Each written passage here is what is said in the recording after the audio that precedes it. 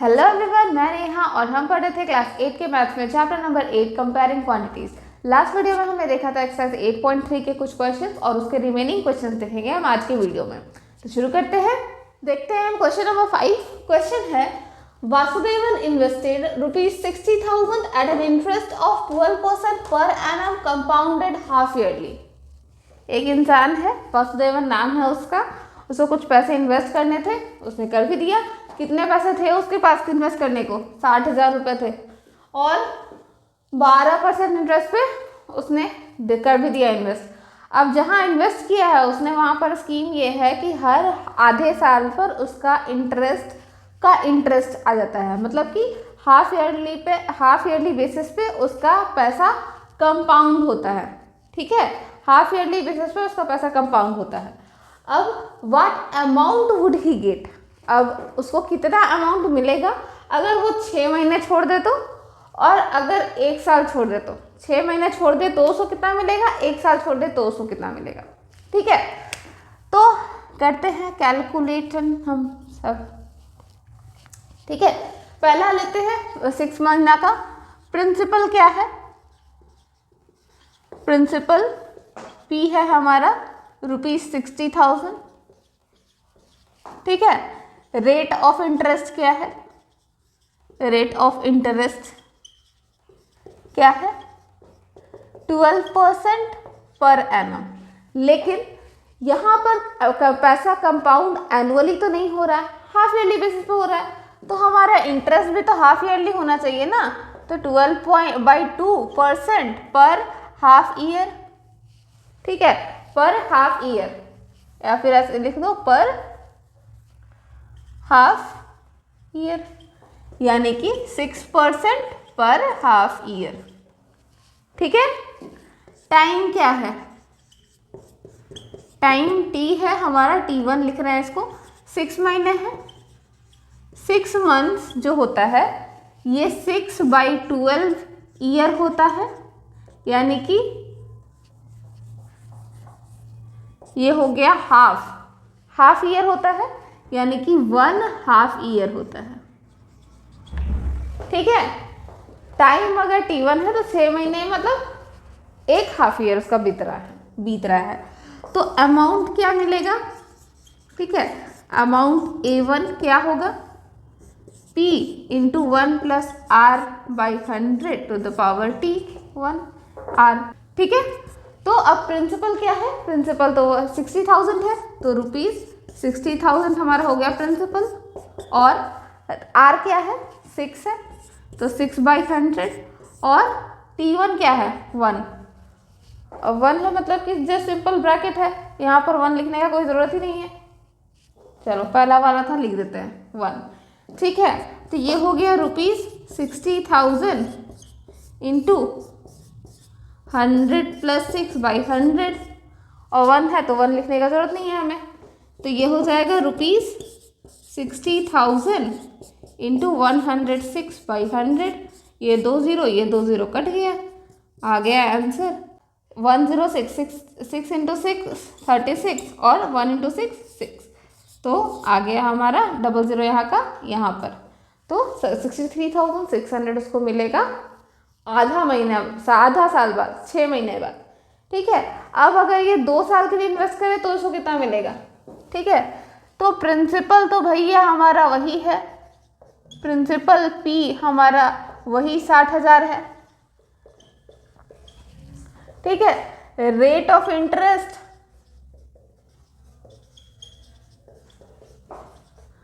ये हमारा 12% per annum था, उधर के कैलकुलेशन से हम सिंपली लिख देते हैं 6% पर हाफ ईयर। ठीक है, और टाइम T2 है हमारा, टाइम T2 है हमारा 1 साल, 1 ईयर यानी कि 2/2 ईयर्स होता है, राइट, 2/2 ईयर्स होता है। तो अमाउंट क्या होगा? अमाउंट A2 क्या होगा? तो ये हो गया P into 1 + R/100 to the power T2 होगा। अब प्रिंसिपल है हमारा वही 60,000 का, रेट है हमारा 6% का, और यहाँ पर हो गया 2 हाफ ईयर्स। ठीक है, तो ये हो गया ₹60,000, ये हो जाएगा 100 + 6/100 का स्क्वायर। ठीक है, यानी कि ₹60,000 × 106/100 × 106/100।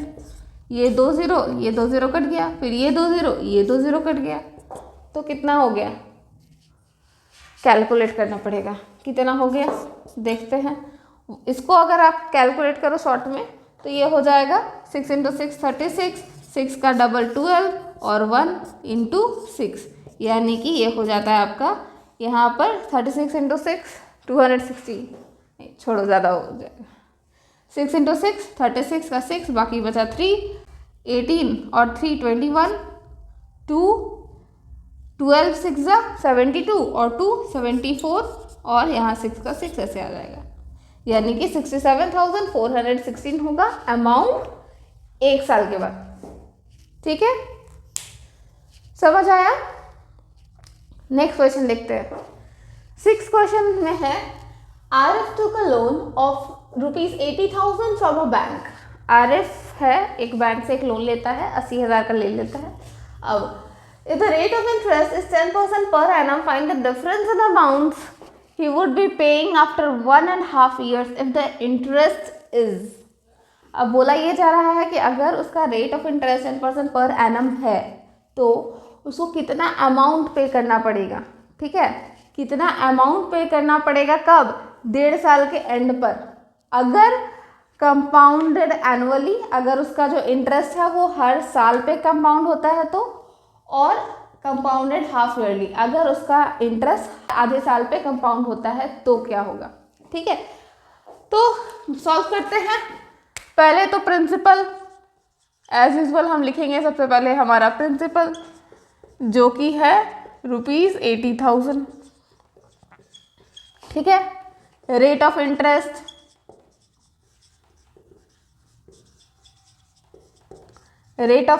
है हमारा 10% पर एनम। ठीक है, यहाँ पर हम R1 का यूज़ कर रहे हैं। ठीक है, टाइम कितना है? टाइम है 1.5 ईयर्स। ठीक है, ये भी T1 है। ओके, अब हम निकालते हैं amount A1, amount 1 that is A1। ठीक है, अगर हर साल पर कंपाउंड होता है तो कितना आता है? तो P × 1 + R/100 यही होता है। प्रिंसिपल है ₹80,000, है ना, और रेट है 10% का × 1.5। 1 0 कैंसिल आउट। ठीक है, तो ये हो गया ₹80,000 × 1 + 1/10।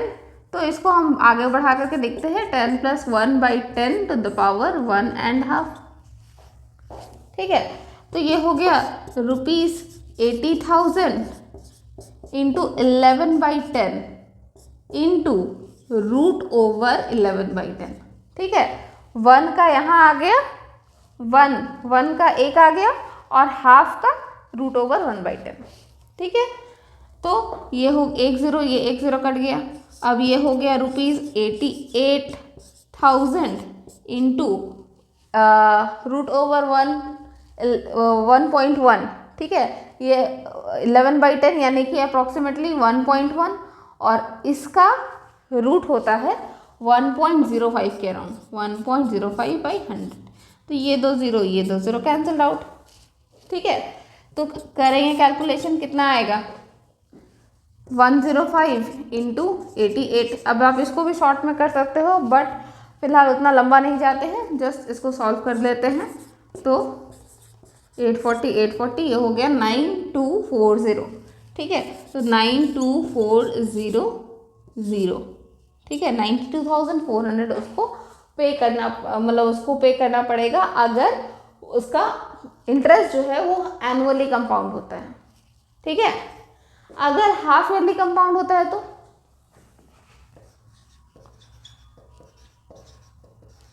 प्रिंसिपल है वही ₹80,000, ठीक है। रेट ऑफ इंटरेस्ट क्या है R2, यहाँ पर है 10% पर एनम। नहीं, 1 मिनट, 10% तो वहाँ भी था, R1 तो सेम है हो गया। नहीं, यहाँ पर 10/2% पर हाफ ईयर हम लोग लेंगे ना, क्योंकि हाफ ईयरली कैलकुलेट हो रहा है।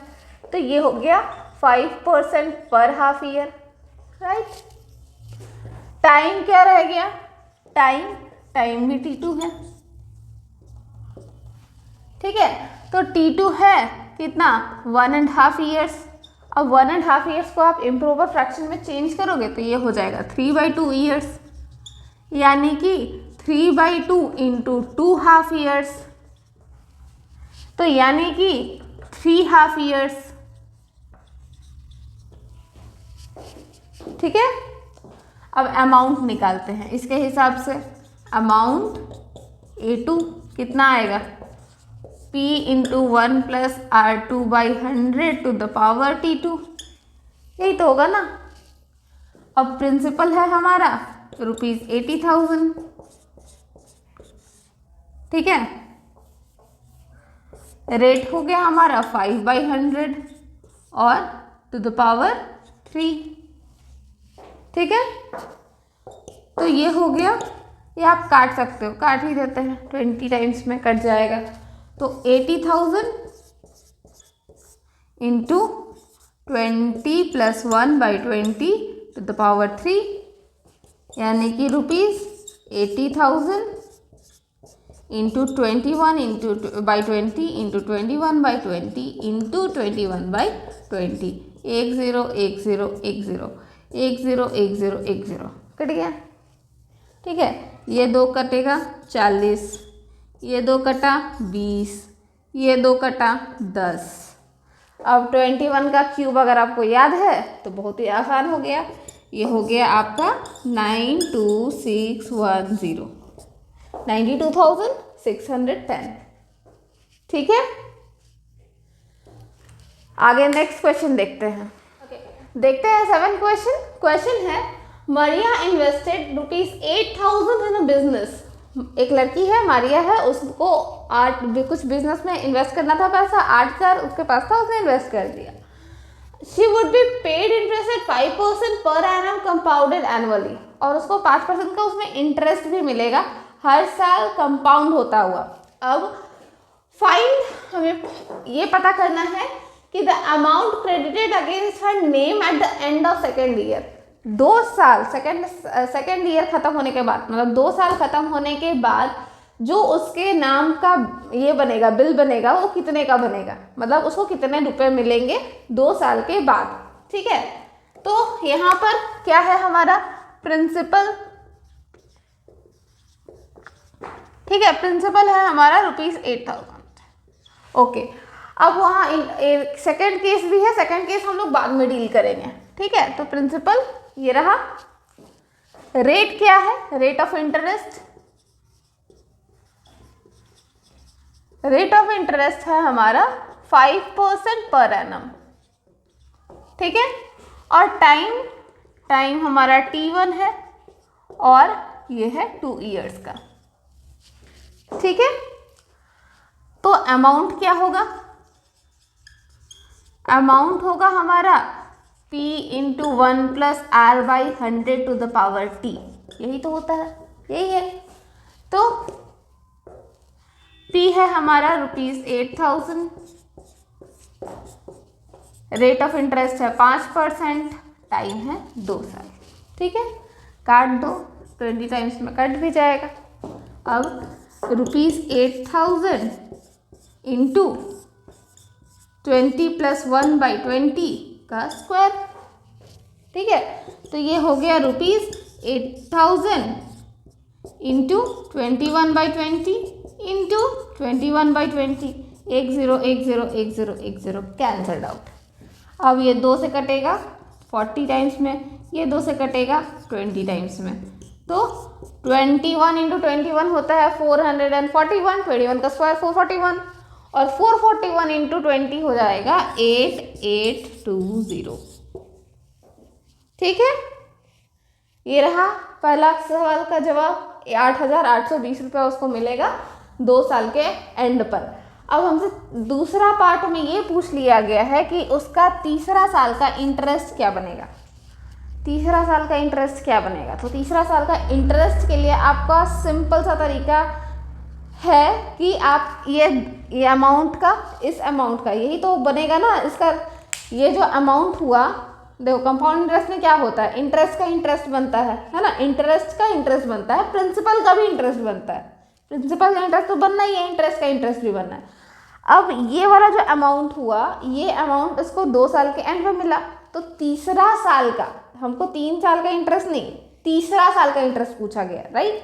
तो तीसरा साल का इंटरेस्ट पूछा गया, तो इस अमाउंट का इंटरेस्ट निकाल दो, 1 साल के लिए कितना होगा, वही होगा तीसरा साल का इंटरेस्ट, राइट। जैसा हमने उस समय बनाया था, 4 महीने का निकाला था ना, लास्ट वाले सेकंड क्वेश्चन, इसका इस चैप्टर का सेकंड क्वेश्चन में हमने निकाला था कि 4 महीने का इंटरेस्ट कैसा कैसे निकालेंगे। उसी तरह से 1 साल का इंटरेस्ट क्या होगा, वही होगा हमारा 3rd ईयर का इंटरेस्ट इस मनी अमाउंट पे। ठीक है, दूसरा तरीका ये है कि आप 3 साल का अमाउंट निकाल लो। ठीक है, 3 साल का ये अमाउंट, इसको A1 रखते हैं। ठीक है, तो 3 साल का अगर हम अमाउंट निकाल दें और 2 साल का अमाउंट को हम सब्ट्रैक्ट कर दें, तो तीसरा साल का इंटरेस्ट निकल जाएगा, है ना। तो दोनों तरीके से सॉल्व करते हैं। पहले हम करते हैं अमाउंट निकाल करके, ठीक है, उसके बाद हम देखेंगे सिंपल इंटरेस्ट वाला, मतलब इंटरेस्ट का इंटरेस्ट वाला तरीका देखेंगे। ठीक है, तो प्रिंसिपल क्या है हमारा, वही 8,000। रेट ऑफ इंटरेस्ट क्या है,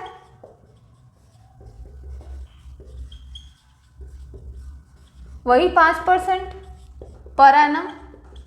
ठीक है, टाइम क्या है, टाइम T2 है हमारा 3 इयर्स। ठीक है, अमाउंट A2 क्या है, ये हो जाएगा P into 1 plus R/100 to the power T2, यही होगा ना, यही होगा ना। तो ये हो गया ₹8,000 into 1 plus 5/100 to the power 3, ये फिर कट जाएगा 20 टाइम्स में, तो ये हो जाएगा ₹8,000 और यहाँ हो जाएगा 20 प्लस 1/20 टू द पावर 3, यानी कि ₹8,000 इंटू 21/20 इंटू 21/20 इंटू 21/20, ये 0, ये 0, ये 0, ये 0, ये 0, ये 0 कैंसल आउट। ठीक है, ये 2 कटेगा 4 टाइम्स में, ये 2 कटा 2 टाइम्स में, ये कट गया पूरा में ही।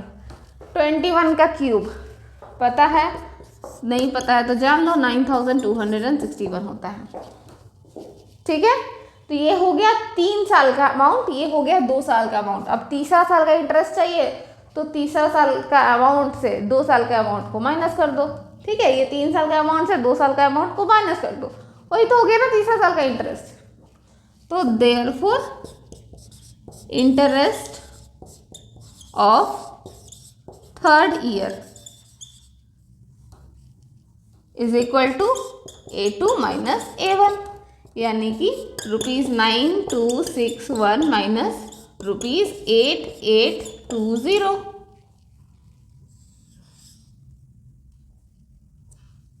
यानी कि ये आ गया आपका, कितना आएगा,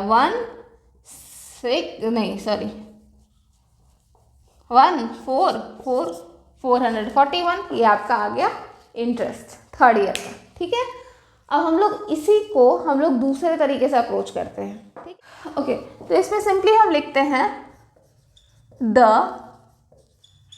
interest for the 3rd year will be the interest on amount of second year. ठीक है, अगर हमें थर्ड ईयर का इंटरेस्ट चाहिए तो वो वही होगा जो कि इंटरेस्ट होता है अमाउंट ऑफ सेकेंड ईयर पे। ठीक है, मतलब थर्ड ईयर का जो इंटरेस्ट है वो तो वही इंटरेस्ट होगा ना जो कि इस अमाउंट पे मतलब 2 साल के एंड पर जो हमें अमाउंट मिला है वो उस अमाउंट पे जो इंटरेस्ट निकलेगा वही हमारा 1 साल का होगा। अब आप उसमें सिंपल इंटरेस्ट लगाओ या कंपाउंड इंटरेस्ट लगाओ, लगना तो वही है। ठीक है, मतलब एक ही इंटरेस्ट निकलेगा। तो क्या होगा,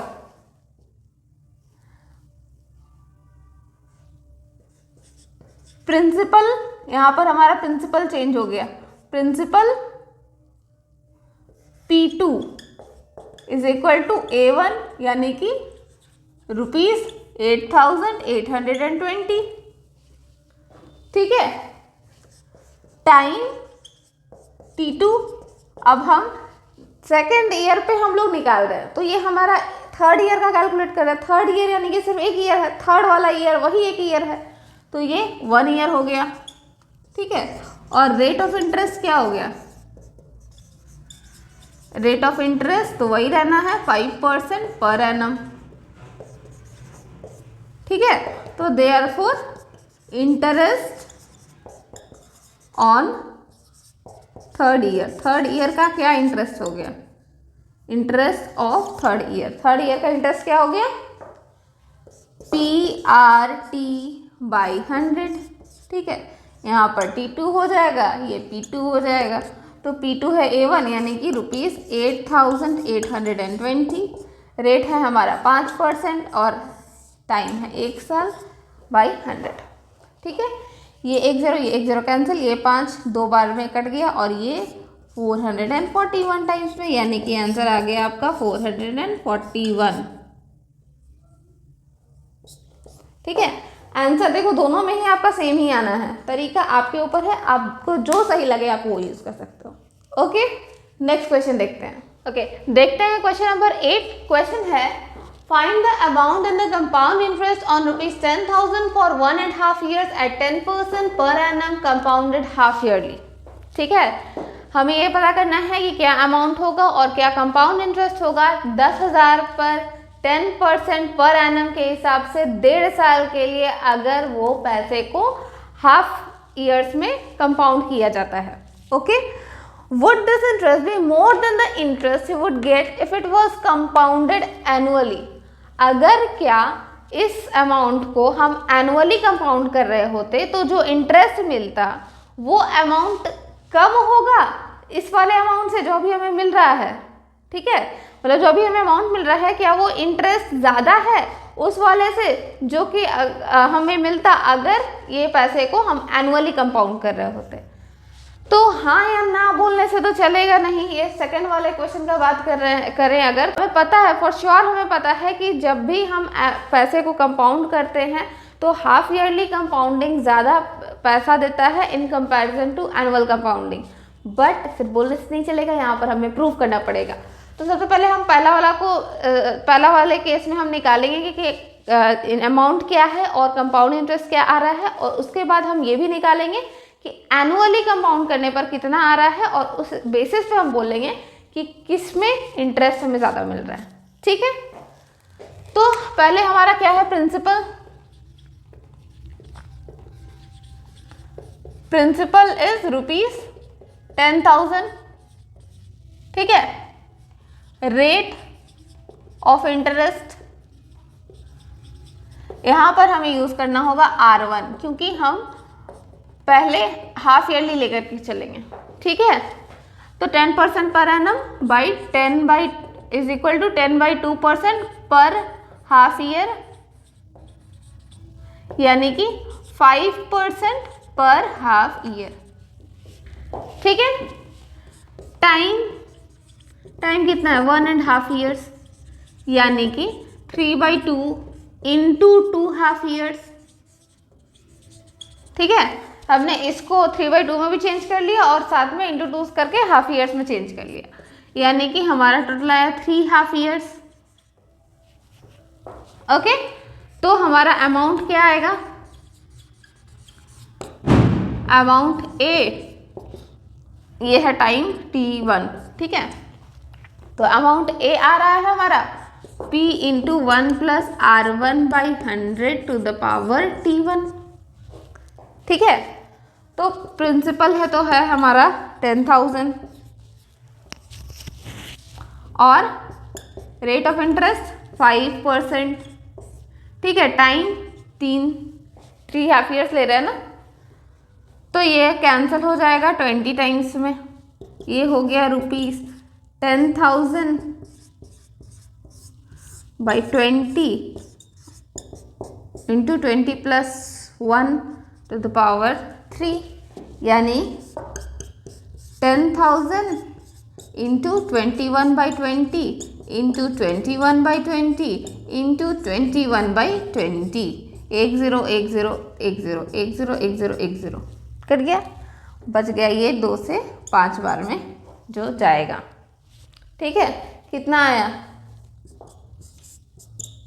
ये आ जाएगा आपका 9261 इंटू 5, यानी कि 50306463005/4।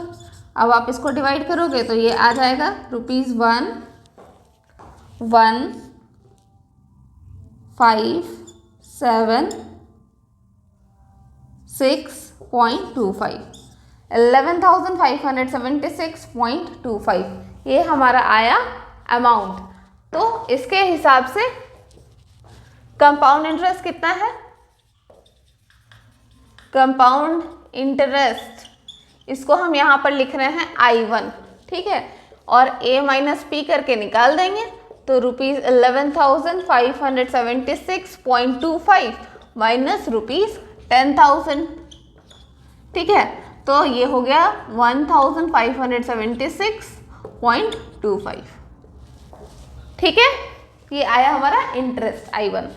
अब अगर हम इसको एनुअली कंपाउंड कर रहे होते, यानी कि केस 2, ठीक है, एनुअल कंपाउंडिंग,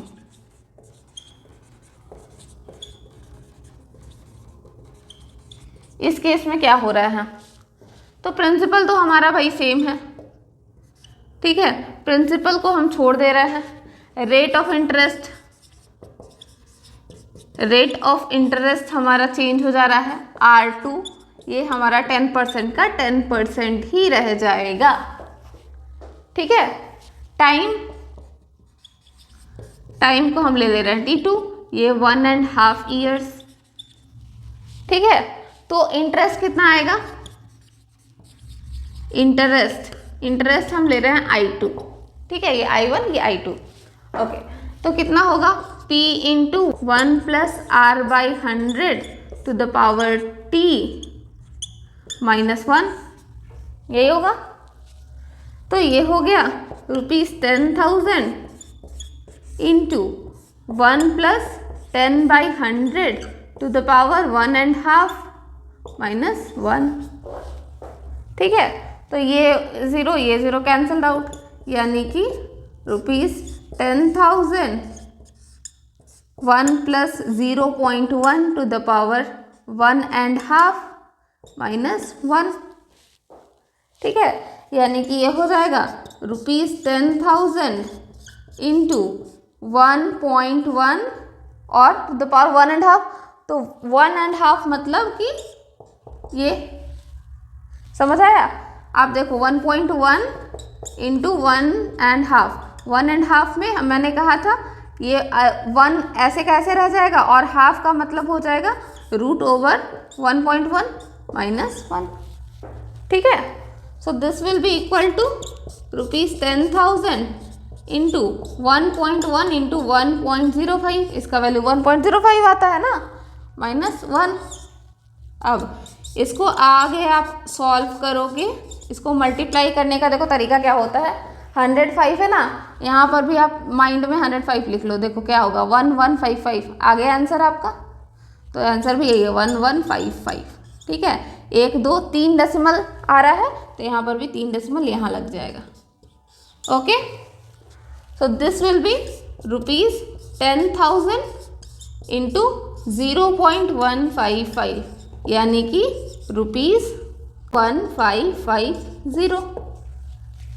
ठीक है, तो ये रहा इंटरेस्ट I2, ये रहा इंटरेस्ट I1। तो अब आप लिख लो इसके बेसिस पे, since ₹1576.25 is greater than ₹1550, therefore I1 is greater than I2। वो वाला इंटरेस्ट बड़ा है, so therefore the interest compounded half yearly is more than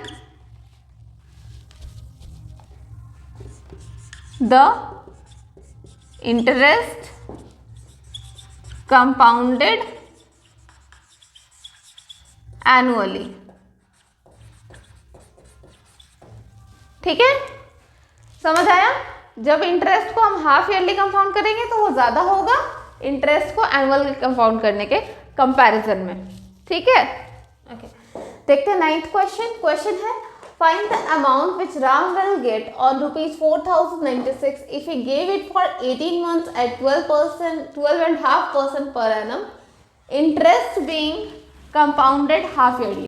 question ये कह रहा है कि हमें वो अमाउंट निकालना है जो राम को मिलेगा। अब क्या हुआ, राम को क्यों मिलेगा अमाउंट? तो उसने कुछ इन्वेस्ट किया है, 4096 रुपये कहीं लगाया है। कहाँ लगाया है? 18 महीना के लिए लगाया है और 12.5% पर एनम के हिसाब से जहाँ मिल रहा है वहाँ पर लगाया है, और वहाँ पर उसको जो इंटरेस्ट मिल रहा है वो भी हाफ ईयरली कंपाउंडिंग पे मिल रहा है। ठीक है, तो वही पुराना टाइप का क्वेश्चन हो गया अब हमारे लिए। तो क्या है हमारा प्रिंसिपल? यहाँ पर प्रिंसिपल हो गया ₹4096 हो गया। टाइम हो गया हमारा 18 मंथ्स, लेकिन 18 मंथ बोलने से तो चलेगा नहीं, हमें तो ईयर्स या हाफ ईयर्स में चाहिए होता है। तो 18 मंथ्स यानी कि 18/12 ईयर।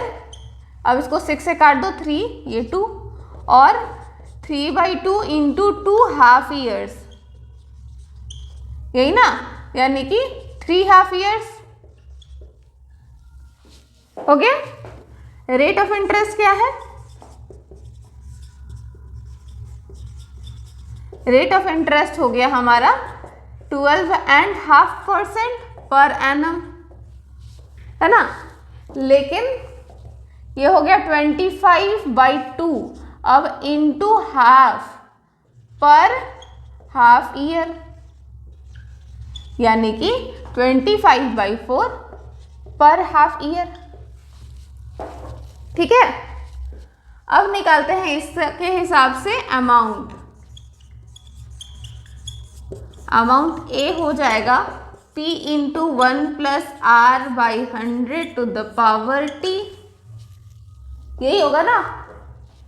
तो प्रिंसिपल है हमारा ₹4096, रेट ऑफ इंटरेस्ट है हमारा 25/4/100 to the power 3, ये होगा, यानी कि ₹4096 इंटू 1 + 25/4 इंटू 100।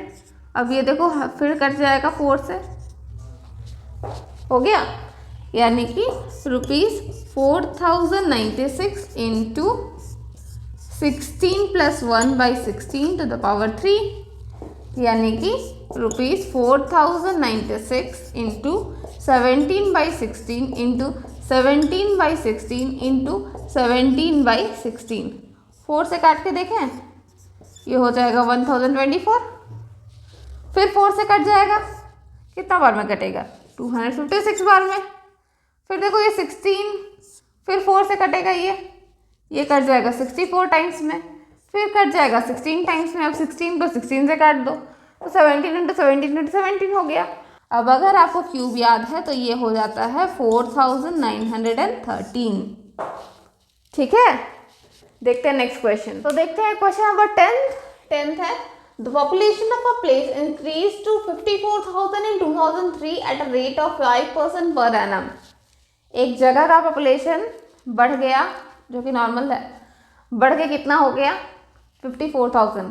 कब का बात है? 2003 का बात है। 2003 में 5% का ग्रोथ रेट के साथ पॉपुलेशन बढ़ करके 54,000 हो गया है एक जगह का, ठीक है। Find the population in 2001। 2001 में क्या पॉपुलेशन था? What would be its population in 2005? 2005 में उसका क्या पॉपुलेशन रहेगा?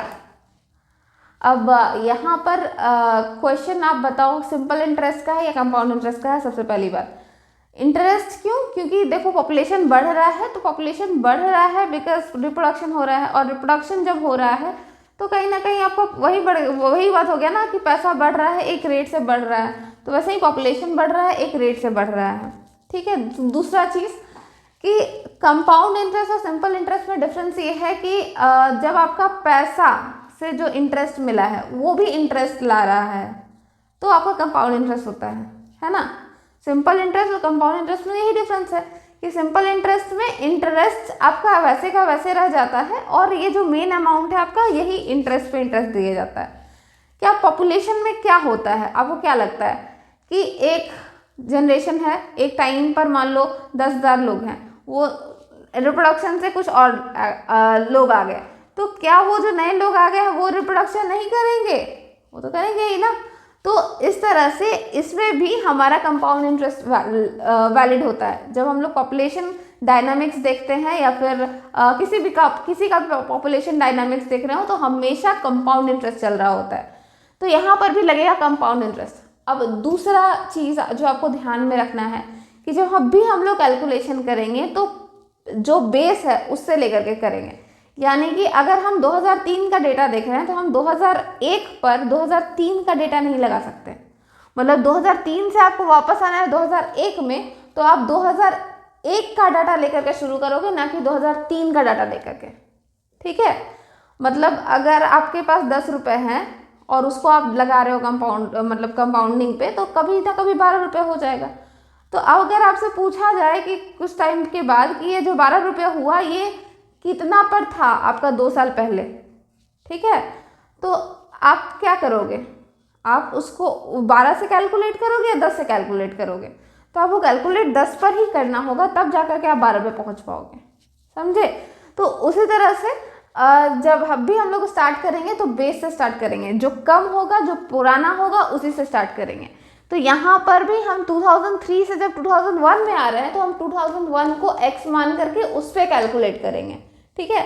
और जब 2005 का कैलकुलेट करेंगे तो 2003 को राइट मान करके कैलकुलेट करेंगे, या 1 पे भी आप कर सकते हो, कोई दिक्कत नहीं है, लेकिन 1 पे करना थोड़ा सा लेंदी हो जाएगा, तो हम लोग 3 पे ही करेंगे, ठीक है। तो सबसे पहले डिवाइड कर देते हैं, ठीक है। तो 2001 में पॉपुलेशन इन 2003 कितना है? 54,000 है। ये तो दोनों में खैर सेम रहेगा, ठीक है। रेट ऑफ ग्रोथ क्या है?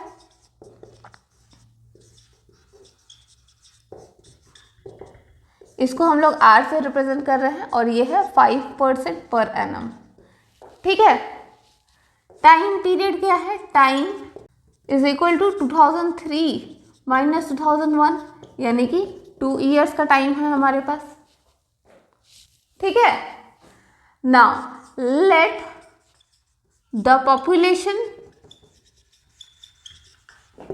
इन 2001 बी x, ठीक है। मान लेते हैं कि 2001 में जो भी पॉपुलेशन था वो x था, ठीक है। तो पॉपुलेशन इन 2003 क्या होना चाहिए था? ये हमारा base population x into 1 plus rate कितना था? 5/100 और टाइम हो गया 2। ये होना चाहिए था ना पॉपुलेशन इन 2003, ये होना चाहिए, और है कितना? 54,000 है, यानी कि x इंटू 100/100 प्लस 5 इसका ये है। अब इसको हम इस तरफ ले आते हैं और इसको उस तरफ ले आते हैं, तो x इंटू 105/100 का square will be equal to 54,000 होगा।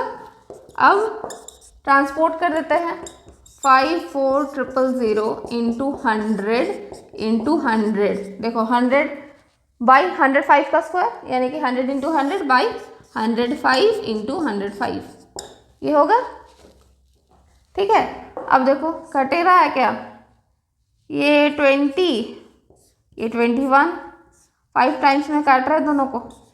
ठीक है, अब 3 से कटेगा, ये 3 से कटेगा तो 18,000 हो जाएगा। फिर कटेगा ये 7 से, ये कटेगा कितना बार में,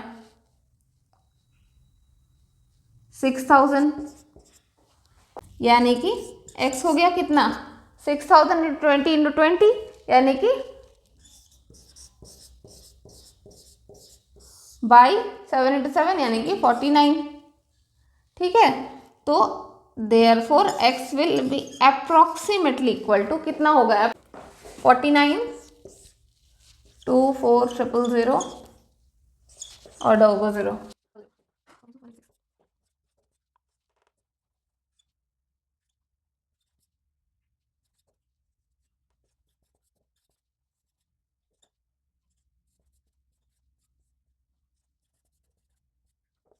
तो हमारा कैलकुलेशन करने पे आया 48,979.7, लेकिन कभी भी एक इंसान आधा नहीं हो सकता है, पॉइंट्स में नहीं हो सकता है। जब भी हम लोग पॉपुलेशन लेंगे तो हम लोग हमेशा इंटैक्ट नंबर्स लेंगे। ठीक है, इंटैक्ट नंबर्स यानी कि कम या ज़्यादा नहीं, पॉइंट्स में नंबर लेना ही नहीं है। जब हम लोग करेंगे राउंड ऑफ कर देंगे, तो इसको जब हम राउंड ऑफ करेंगे तो कितना आएगा 48,980, ये होगा हमारा population. Therefore the population in 2001 was 48,980। ठीक है, अब देखते हैं 2005 में कितना पॉपुलेशन रहेगा। तो ये सब तो सेम रहने वाला है, ग्रोथ रेट। टाइम भी, टाइम देख लेते हैं इसका। टाइम कितना है 2005 से 2003 का, ये हो जाता है, ये भी 2 ईयर्स। ठीक है, तो पॉपुलेशन इन 2005 क्या रहेगा,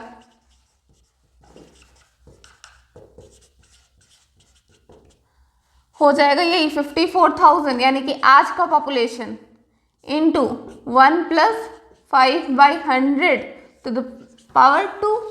ठीक है, 2 साल का बाद है इसलिए, तो ये हो जाएगा 54,000 इंटू, इसको आप काट दो 20 टाइम्स में, तो ये हो जाएगा 20 + 1 का स्क्वायर यानी कि 54,000 इंटू 21/20 इंटू 21/20। ये 0 ये 0 ये 0 ये 0 कैंसल्ड आउट।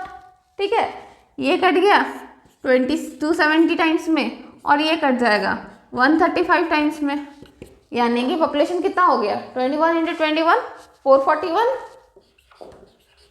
इंटू 135 कितना हो जा रहा है 5022205। ये हो गया 32132 441, ये हो गया 53595। ओके, ये हो जाता है 59,535। ठीक है, तो लिख देते हैं therefore the population in 2005 would be 59,535। ठीक है, देखते हैं नेक्स्ट क्वेश्चन। ओके, तो 11th क्वेश्चन है, in a laboratory the count of bacteria in a certain experiment was increasing at the rate of 2.5% per hour. Find the bacteria at the end of 2 hours if the count was initially 5,06,000। Okay, question ये कह रहा है कि एक laboratory है, वहाँ पर एक कुछ एक्सपेरिमेंट चल रहा होगा, उस एक्सपेरिमेंट में बैक्टीरिया का ग्रोथ हो रहा है। ठीक है, किस रेट से ग्रोथ हो रहा है, तो 2.5% पर आर के हिसाब से ग्रो कर रहा है। अब हमसे ये पूछा गया है कि 2 घंटे के बाद उसका कितना नंबर हो जाएगा अगर अभी उसका 5,06,000 नंबर है। तो अब यहाँ पर बात ये है कि हम लोग तो पर ईयर के हिसाब से पढ़े हैं ना, अभी तक जितना पढ़े हैं, per year per year per year, फिर यहाँ पर आर का दिया हुआ है, ऐसे कैसे होगा। तो सिंपल सी बात है कि हमारे लिए जो 1 साल में होता है, बैक्टीरिया के लिए 1 घंटा बहुत है वो करने के लिए। तो 1 घंटा हमारे लिए जो टाइम रेफरेंस 1 साल का है, वो बैक्टीरिया के लिए टाइम रेफरेंस 1 घंटा है। तो हम लोग कुछ नहीं, हम लोग आंख बंद करके ये समझ लेंगे कि बैक्टीरिया का 1 घंटा 1 साल होता है। ठीक है, मेरा 1 घंटा बैक्टीरिया का 1 साल बराबर है। ठीक है, तो हम लोग पर ईयर के हिसाब से जैसे सॉल्व करते थे वैसे ही पर आर के हिसाब से भी सॉल्व कर देंगे। सारा रेफरेंसेस भी उसी तरह से है, जैसे कि रेट जो है ये 2.5% पर आर है। ठीक है, टाइम भी है आर में, और हमें नंबर तो कुछ लेना देना है नहीं। तो लिखते हैं इसको, कैसे लिखेंगे, initial bacteria count, initial bacteria count कितना है, 5,06,000। ठीक है, रेट ऑफ ग्रोथ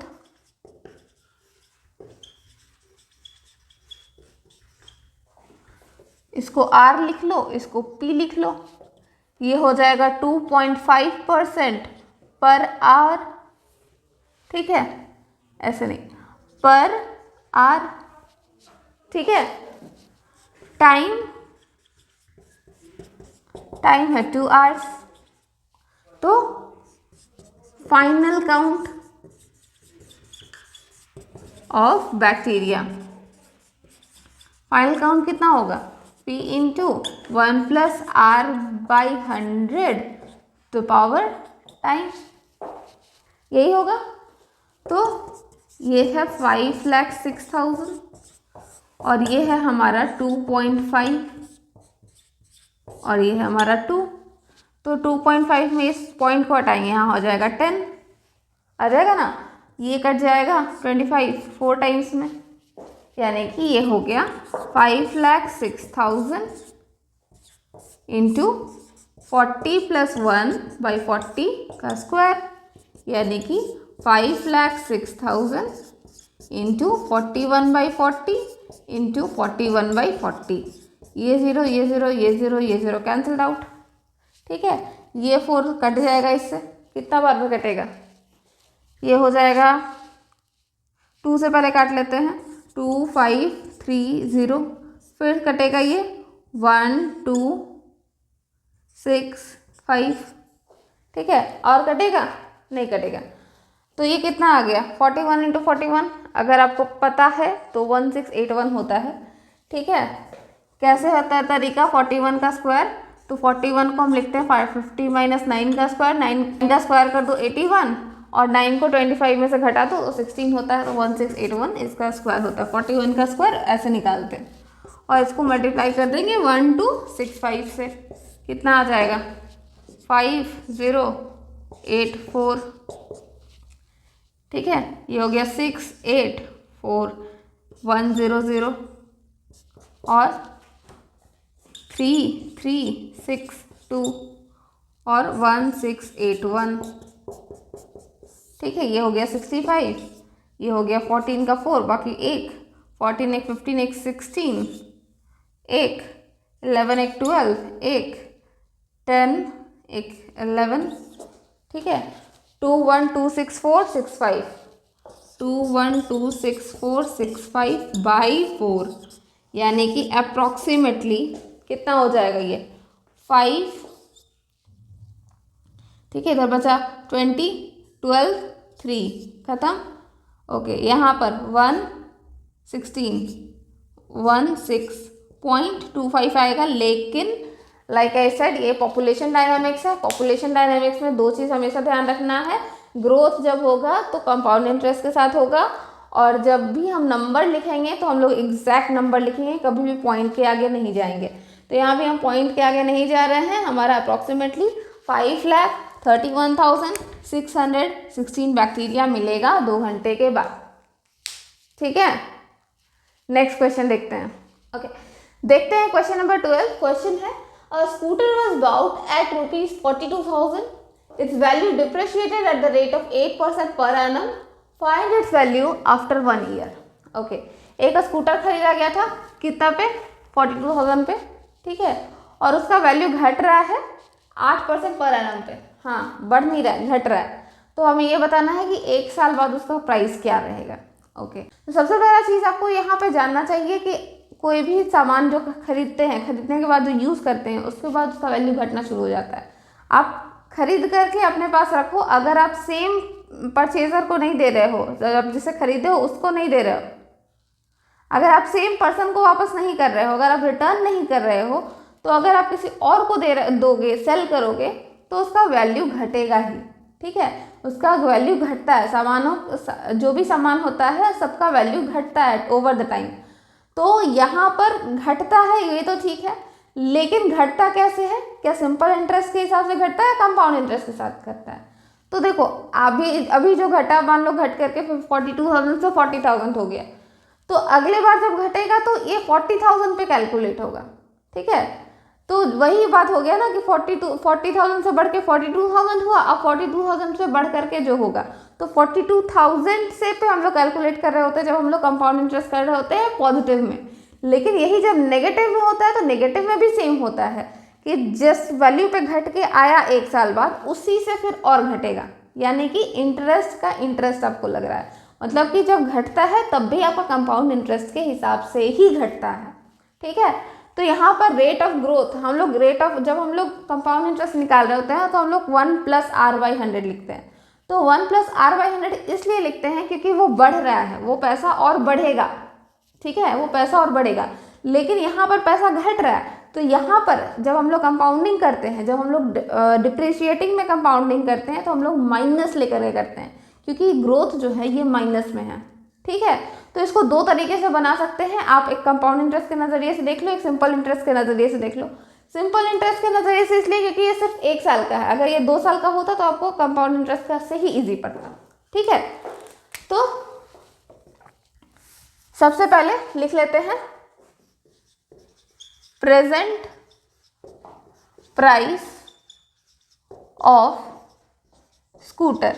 अभी का प्राइस क्या है, इसको P मान रहे हैं और इसका प्राइस है 42,000। ठीक है, रेट ऑफ डेप्रिसिएशन, ठीक है, इसको R लिख रहे हैं, ये है 8% पर एनम। अगर आप कंपाउंड के हिसाब से लिख रहे हो तो इसको माइनस लिखो, ये ज़्यादा सही रहेगा। ठीक है, सिंपल इंटरेस्ट में इतना झमेला नहीं होता है, सिर्फ हम लोगों का इंटरेस्ट निकलता है, तो इसलिए कोई सीन नहीं होता। ठीक है, तो 8% पर एनम, तो और टाइम फ्रेम क्या है, टाइम फ्रेम T हमारा 1 ईयर है। ठीक है, तो